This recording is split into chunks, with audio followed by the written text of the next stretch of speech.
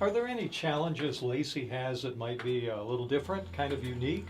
You know, one of the things that when I grew up in the 80s and 90s, had a really big competitive advantage over our neighbors in terms of, business. We would draw business owners from Olympia, Tumwater to come over to be in Lacey because we had less regulation and less taxes. I'm not saying that we don't still have a little bit of a competitive advantage, but we want to really protect that.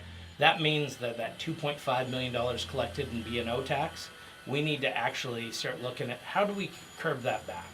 We have a $40 million surplus. We can start looking at how to grow businesses by eliminating the business and occupation tax for them. That's on top. It's a city tax, not just a state.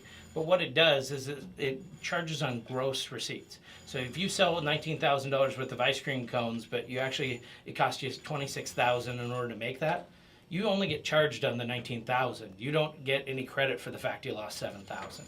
To me, that's unfair. And you know where that goes? That passes on to the customer.